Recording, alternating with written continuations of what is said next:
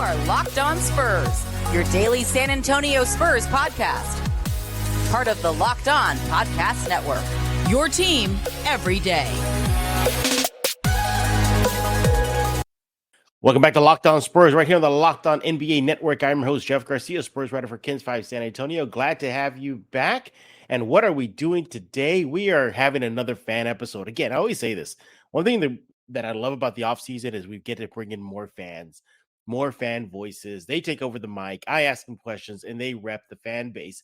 For those of y'all who have never listened to a fan episode here on Locked On Spurs, obviously I can't bring every single fan at one time, but we have a fan rep the fan base on a variety of topics, whether it be the state of the Spurs, the future of the Spurs, and everything else in between. We discuss it all, and that's what we're going to be doing today. But before we continue, thank you for making Locked On Spurs your first listen each and every day. As you know, we are free and available wherever you get podcasts. So who is repping the fan base today on this fan episode of Locked On Spurs? He is back, everybody's favorite, Zach Escamilla. Zach, welcome back.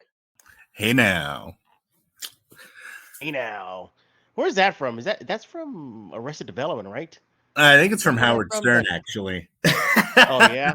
Oh, he says that? Yeah. Oh, I always thought that came from Arrested Development. It may be from that as well, maybe. It's been a while since I've watched that show. How you been?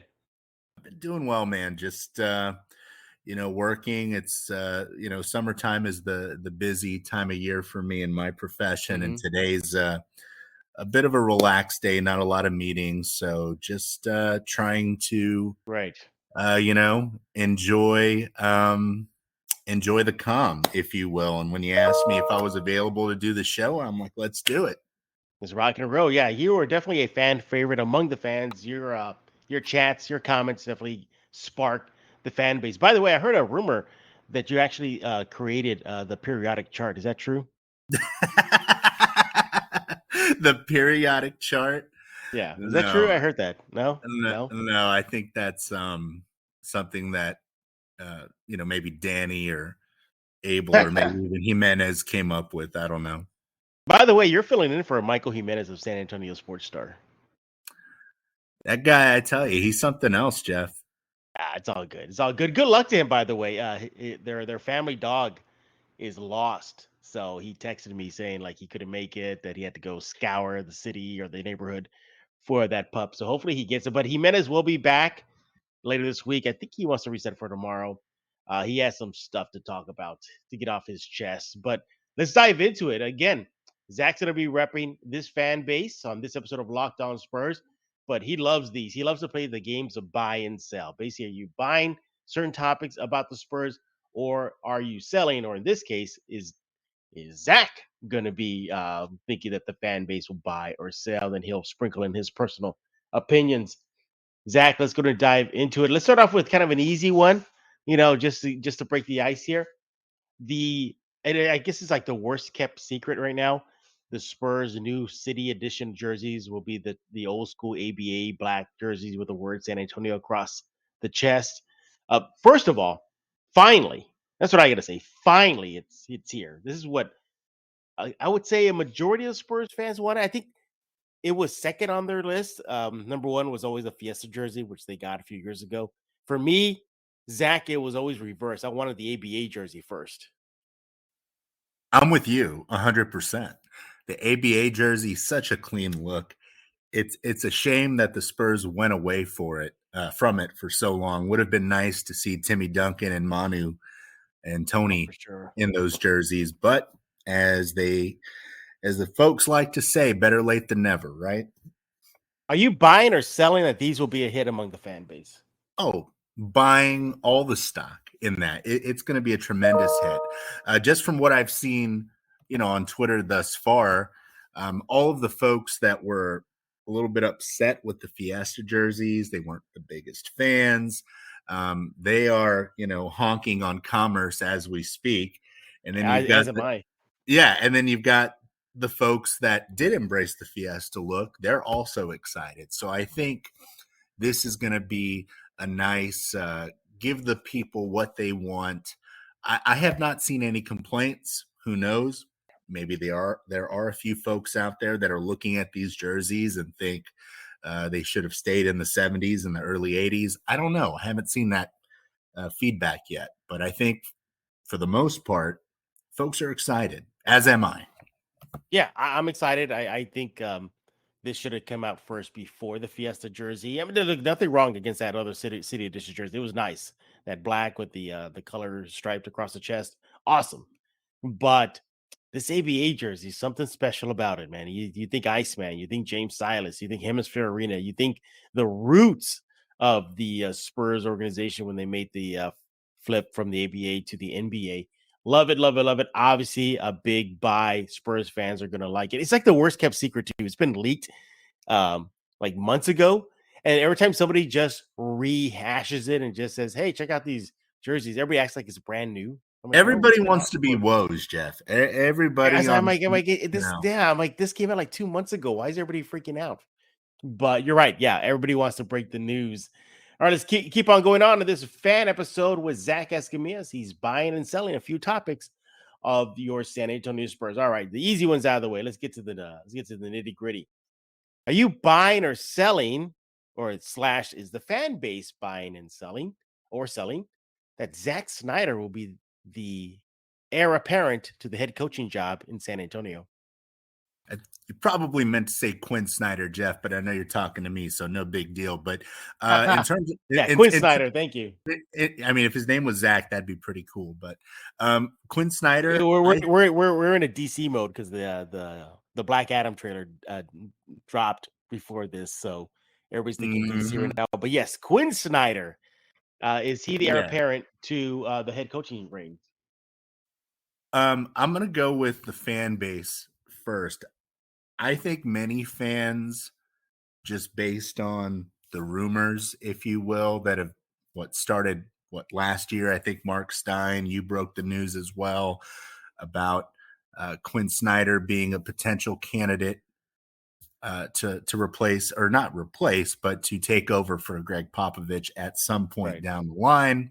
So with Quin Snyder deciding to call it quits in Utah, it definitely raised some eyebrows amongst not only the fan base, myself as well, but I think fans are definitely buying the possibility that Quin could be the guy because he has those ties to the organization back when he was coaching the Austin Toros, which for you young kids out there was the NBA D-League team before it became the Austin Toros, the Austin Spurs of the G League. And I think he also spent some time on the bench with Pop. Jeff, keep me honest. Did he or no? No, he did not. No, he spent a bulk of his time with Justin Austin before. So he spent a bulk of his time in Austin. So he was part of the Spurs family, if you will. The Spurs gave him the opportunity after he had that drama back when he was coaching Missouri. So I can definitely see him being, again, a guy to take over for Pop simply because he has ties to the organization. But I think one thing that I personally buy about Quin becoming the next head coach of the San Antonio Spurs is the fact that he's at an age where he's still young for an NBA coach. He's only in his mid-50s, and he's had some success. Say what you will about the Jazz. Maybe they underachieved, with guys like Gobert and Donovan Mitchell. But at the end of the day, Quin Snyder has a good record in the NBA. He's had success. And I think between him being young-ish for a coach, as I just mentioned, having the success, having the ties to the organization, that all, I think, bodes well for a potential head coaching candidate because he's going to have that success to come in. These younger players, any vet players that the Spurs may bring in, they're going to look at Quin and say, okay, this guy has had some success. I'm not coming in to play for some rookie coach that doesn't know what the hell they're doing. And I just think he's going to bring a nice balance. He would be a nice balanced candidate. And I'm not trying to advocate for Quin because he's part of the Spurs family. I'm just saying the fact that he does have ties to the organization you see the smoke and you think, where there is smoke, is there fire? And I wouldn't be shocked if Quin took a year off and came back to take over for Pop next year. Yeah. But we'll see. Yeah, the stars are lining up. You have Quinn exiting Utah. Rumored that this is Pop's last go round. Quinn Snyder, that is, gonna take a year off. So yeah, things seemingly to be lining up. Quinn has always been one of the favorites, that have left San Antonio to go on. So things may be shaping up, and yeah, it just makes sense. But the fan base is very split on this. Some of them think like, no, no, no. Look at his record in Utah, no postseason success, a lot of regular season success. How's that going to help here?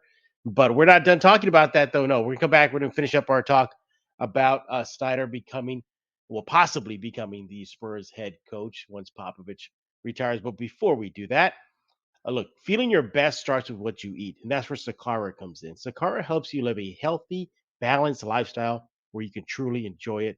It has delicious, plant rich, transformational nutrition that builds on a foundation for living in your best body. Right now is the time to seek wellness, joy, and abundance in all areas of your life, starting with what you eat.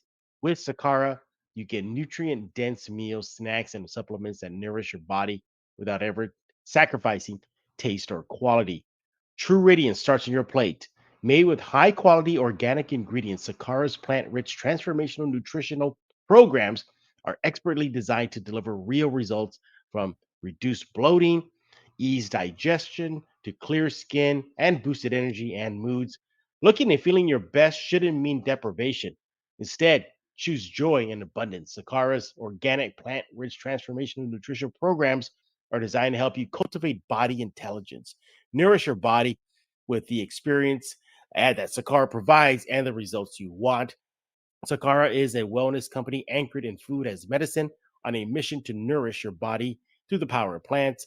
Sakara gives you the tools you need to transform your life with their organic, ready to eat meal delivery program and functional wellness essentials. Right now, Sakara is offering listeners 20% off their first order when they go to sakara.com/locked-on-20 or enter code locked-on-20 at checkout. That's Sakara, SAKARA.com/locked-on-20. Get yourself 20% off your first order. Again, Sakara's functional plant rich wellness essentials help create the body you love living in. Sakara.com/locked-on-20. We are back with Zach Escamilla on this fan episode of Locked On Spurs, and he's playing a game of buy and sell with us right here on Lowe's. But we have an important favor to ask of you. We put together a survey so we can learn more about listeners like you and make your favorite Locked On podcast even better. This is your opportunity to tell us what you like and don't like about Locked On Podcast. Go to lockedonpodcast.com/survey right now to get started. Doesn't take very long. Everyone that completes the survey can qualify for a chance to win one of 10 $100 Ticketmaster gift cards. Take the audience survey. Go to lockedonpodcast.com/survey. Thanks for your help.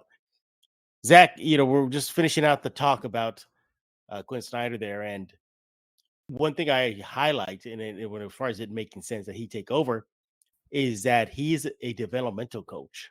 That's what he's been known for. He still holds the record in the G League/D League during his time of having the most developmental players make it to the NBA. This is a Spurs team that's in a developmental/rebuilding phase. Don't you think it just makes sense from that aspect? Absolutely. I mean, that's definitely right in his wheelhouse, in terms of developing players.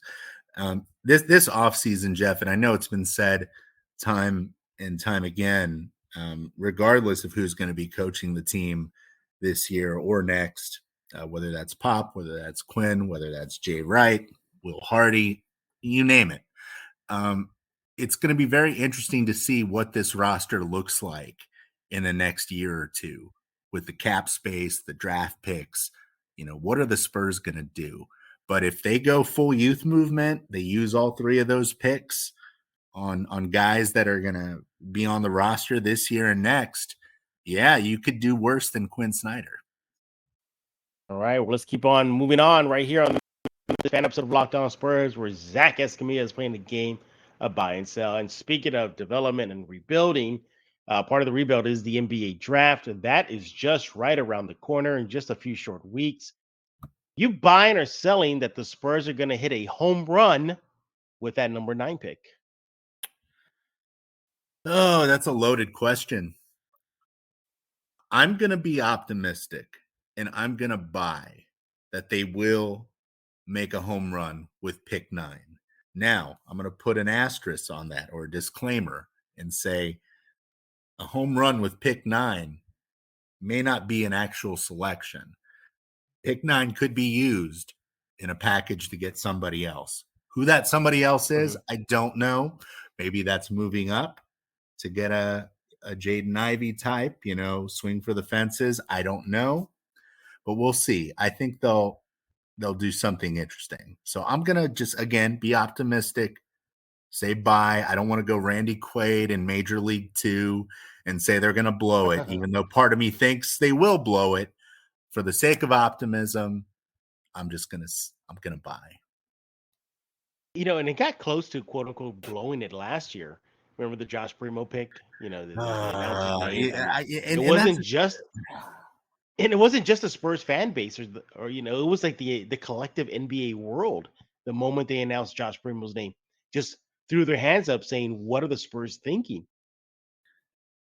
And the jury's still out on Primo. We don't know. I mean, could he turn into something great? Yeah, sure. We just don't know yet. So I'm not poo-pooing on the guy, but it's an incomplete right now. So we'll see. Yeah, I'm right there with you. I think it will be a home run. I think you can't mess it up. Either you like what you said it. They take the route of using it to flip for maybe either a proven commodity in the NBA or move it up, or there should be a player that can help them immediately. Whether it be Jalen Duran out of Memphis or somebody else. There's got to be somebody at number 9 if they stick with number 9 that can help them. Kind of springing off that buy or sell question, are you buying or selling or the fans buying or selling that if they do keep number 9, that player is going to stay in a San Antonio uniform or will be splitting time between Austin and San Antonio? I think that question would be better answered after free agency. And I say that because let's just say the Spurs, let's say they take a guard. Let's just say they take a guard at pick 9, which would be polarizing, but then they go out in free agency, they get a Zach LaVine, they make a splash for, a Shea Gilgeous-Alexander and a trade. They do something wild. So they go out and sign somebody that's established is what I'm getting at. If they do that, then yeah, I can see pick number 9 splitting time because there's going to be another logjam at the position. But if they go out, draft a kid, and then free agency doesn't really prove to be fruitful, or the results prove to be fruitful, I should say, then I could see the guy that they pick at 9 spending a lot of time in SA. So it really just depends on what's going to happen after the draft. Yeah, this is a lottery pick, a top 10 lottery pick the Spurs have. I think if the fan base sees that player spending more than half of his rookie season in an Austin uniform or split in time, you'll see some pushback. Now, if the Spurs were to say, "Hey, number 9 pick, go spend about a month there," oh, I'm fine with that. I'm fine. Just go and get your feet wet and come back. But that's it. Put him on the super accelerated plan. Keldon Johnson did a half a season in Austin, then became a member of San Antonio.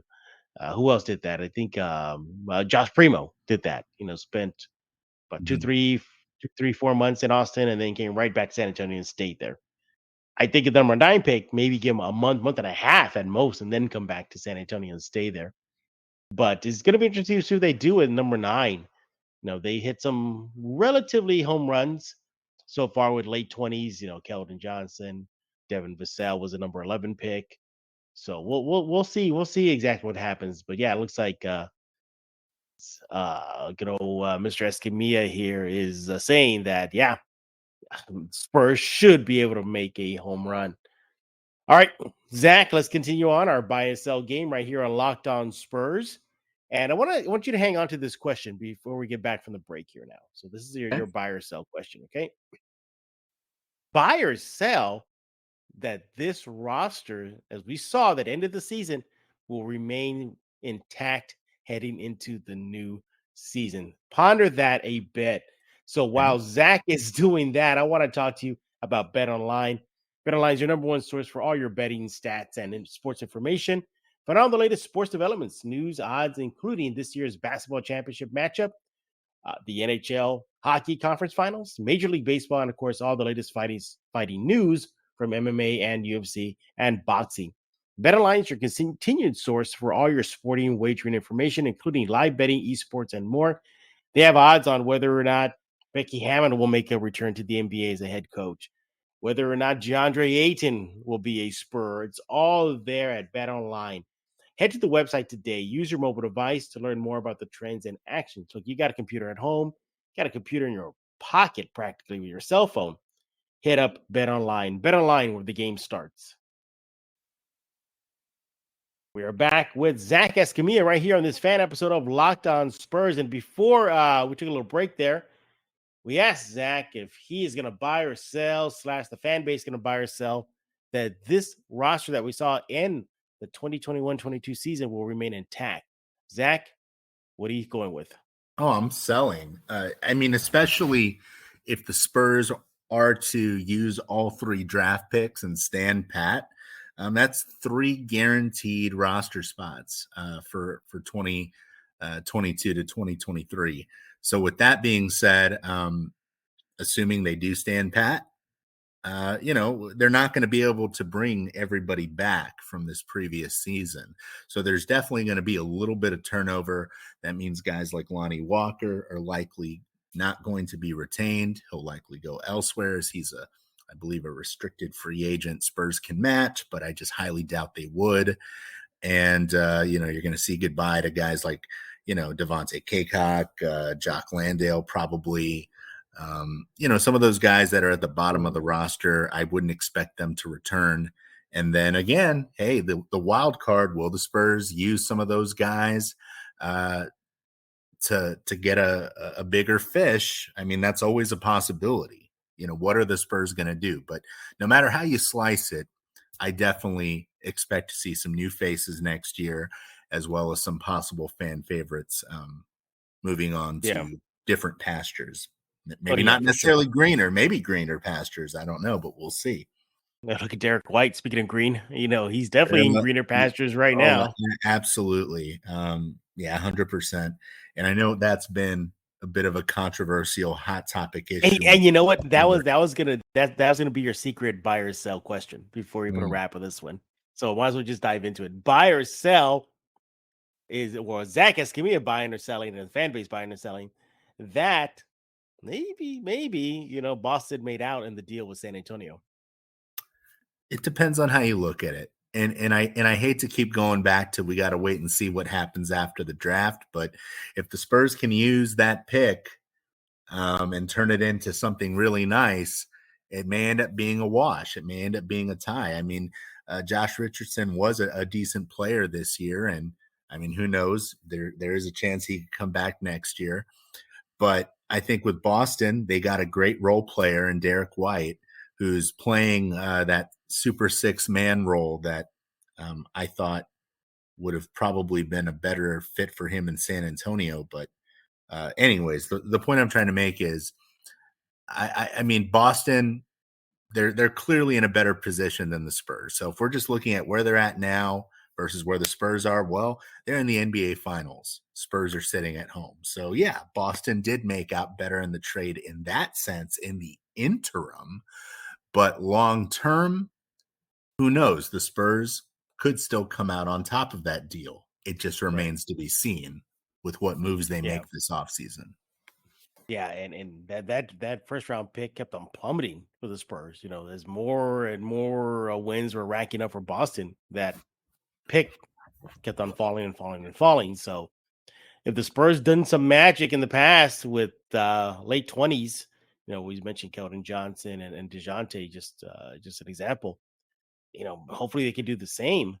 But they should be all right. I mean, if even if they keep all 3 draft picks, let's just say they do, all right, to play that card, they should be okay, Zach. They should be getting some good talent for this rebuild. Hopefully, we'll see what they do. What do you think they should do? Address need or just get whoever the hell is the best available whenever their name is up? I think best player available. You can't go wrong with that mindset, especially when outside of DeJounte Murray, you have a lot of role players. And there's nothing wrong with that. There's nothing, you need role players to win. You do. But outside of Murray, there's not really a true alpha dog on this team. And if you've got a guy there that you believe can be an alpha dog and he's the best player available, I think you take him. Yeah, I'm right there with you. I think you got to take the best available. Even if it's a guard, so be it. This is positionless basketball now in the NBA. Go for it. Make it work, because you don't want to pass up on a generational talent or perhaps talent that can vault, this team outside of the play-in. They've been hitting the play-in, 2 years in a row now? I mean, that's how far it's gotten. I mean, the Spurs missed out on Halliburton, Jeff. He was the best player available on a lot of boards, and the Spurs didn't take him. And look at him now. How long have they been? They've been away from the playoffs for 4 years now? Yeah. Is that right? Like that? It feels like it's been longer. It feels like, yeah, exactly. It feels like it's been some, crazy drought, but hopefully the Spurs can get back into the playoffs. Look, the Spurs said after the season was over and even during the season that their goal was the playoffs. So they got the right mindset. Just hope that, they could just push it over the top, where that'd be making a move to push the franchise into the playoffs and beyond, or make a move that always get them close to it. And because, my goodness, it's they gotta keep up with the Joneses, Zach. I mean, just look at the draft board right now as we speak. Who's ahead of them in the draft board? Houston, the number 3 pick. The Pelicans are ahead of them. I think they have the 8 or 7 pick. I believe it's the 8 pick. Then, of course, OKC with their treasure trove of picks. They're ahead of San Antonio. And by the way, Houston's in their own backyard. So is New Orleans within the division. So, And then you look at the division, Zach, go up and down that roster there. You have Houston with their number 3 pick and, their budding star out there in Houston. Okay, then you got New Orleans. Who knows what's going to happen with Zion, but all signs are pointing he's coming back. They made a tremendous leap forward in their development. You got BI out there. The list goes on and on. You got Dallas with Doncic. You can't tell me they're going to try to bring in more firepower for him. We saw that's what they need, more firepower. So, and then there's San Antonio. You're kind of like, okay, guys, what are we doing here? Yeah. I mean, it's definitely an uphill battle. I mean, that's just a God honest truth. No matter how much fans may really love these young cats, I mean, it's going to be an uphill battle. So the Spurs and I didn't even mention Memphis. Memphis in the division. Jeez. John Morant. There needs to be a lot of work done to this roster. Again, I know fans have their favorites, and that's fine. That's great. Nothing wrong with that. I'm never going to tell anybody how they should fan.